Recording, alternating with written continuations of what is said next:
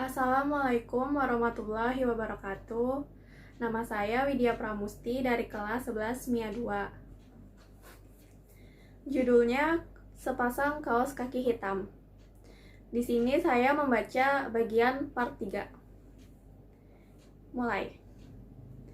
Minggu pertama gue lalui tanpa kejadian aneh seperti malam pertama. Rentang waktu ini gue gunakan untuk mengenal orang-orang di sekitar gue. Selain Indra yang sekarang sudah jadi teman dekat gue, 2 kamar lain dihuni karyawan sebuah perusahaan pabrikan mobil ternama. Mereka terlalu sibuk dengan jam lemburnya, jadi gue gak begitu sering bertatap muka. Sementara 1 kamar lagi ditempati sepasang suami istri yang sama-sama berkarir sebagai karyawan swasta. Gue sekarang sudah akrab dengan Indra. Hampir tiap malam gue numpang nonton TV di kamarnya, karena dengan bekal yang gue bawa dari kampung gak mencukupi untuk membeli barang-barang kebutuhan sekunder. Yang penting bulan pertama ini gue punya tempat untuk tidur dan mandi dulu. Kebutuhan lainnya akan gue pikirkan nanti. Gue berhasil membuat Indra tobat dari kebiasaan menyetel lagu menggunakan speaker aktif dengan volume berlebihan. Gue menyarankan dia untuk memakai headset, dan sekarang dia maniak headset kalau balik kerja. Dan sekarang lantai atas sudah sepi dari kegaduhan. 1 bulan berlalu sejak kejadian malam pertama. Dan anehnya, 1 bulan ini gue gak pernah sekalipun bertemu lagi dengan wanita berkaos kaki hitam. Berkali-kali saat hari libur gue tongkrongin depan kamarnya sambil main gitar milik Indra. Gue yakin kalau kamar ini memang berpenghuni, orangnya pasti akan keluar. Tapi nyatanya gue gak mendapatkan hasil apapun. Kamar ini seolah ditinggal begitu saja oleh pemiliknya. Entah sudah berapa lama dia gak balik ke kamarnya. Kadang gue coba beranikan diri mengintip ke dalam lewat jendela, tapi kaca jendela tertutup rapat, kertas koran yang ditempel dari dalam. Dan karena gak juga membuahkan hasil, minggu ketiga dan keempat, gue gak lagi begitu tertarik dengan wanita berkaos kaki hitam. Gue gak lagi mengintip dari jendela ataupun nongkrongin kamarnya. Aktivitas gue kembali normal, seolah tanpa terjadi sesuatu apapun. Dan meski Indra masih menganggap yang gue lihat waktu pertama di sini adalah penampakan hantu, gue gak begitu menakutkannya. 1 bulan pertama berhasil gue lalui dengan baik. Karena gue masuk job training pada pertengahan menjelang akhir September. Gue baru menerima gaji pertama di akhir bulan berikutnya. Setelah mengambil uang secukupnya dari ATM, gue balik ke kosan membawa beberapa makanan dari minimarket.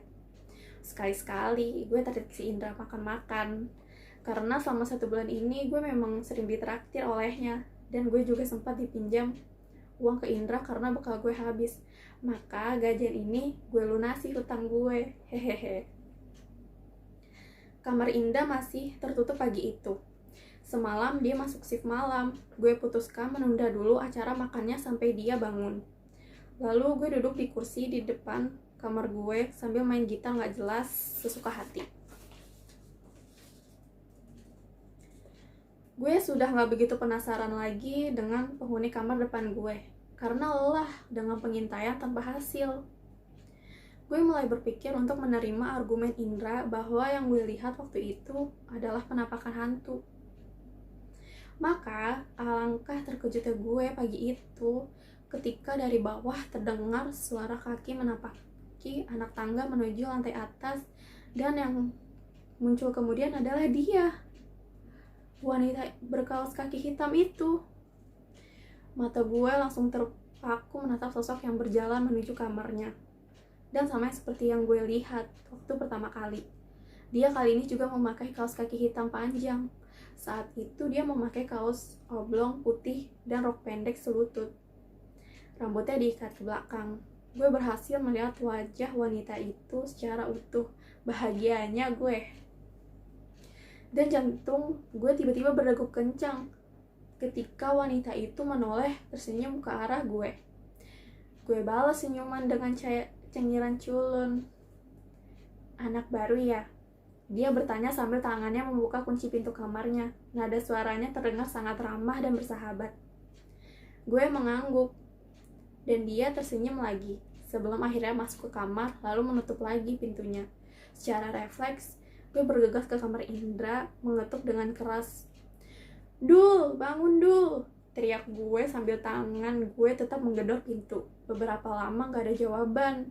Sampai akhirnya kepala Indra yang gundul plontos itu muncul dari balik pintu yang terbuka. Mukanya kusut dan berminyak. "Apaan sih? Ganggu orang tidur aja," Indra menggerutu. "Cewek itu, Ndul," kata gue bersemangat.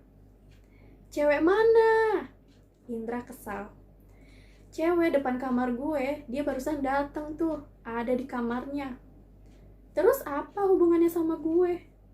"Gue mau buktiin kalau dia bukan hantu. Gue mau lo ketemu langsung sama orangnya." "Bullshit. Gue baru tidur 1 jam, udah main bangunin aja yang gak jelas. Lo tadi tidur jam 7, sekarang jam 9, berarti lo tidur 2 jam. "Iya, beda dikit." Lalu Indra menutup pintu lagi, dan terdengar suara gerendel yang dikunci dari dalam. Beberapa kali gue panggil lagi, tapi dia enggan menjawab. Gue berdiri terpaku menatap pintu kamar di depan gue. Gue yakin hari ini semua pertanyaan gue akan terjawab. Sekian dari saya membaca teks monolog ini. Mohon maaf apabila ada kata-kata yang terbelit. Wassalamualaikum warahmatullahi wabarakatuh.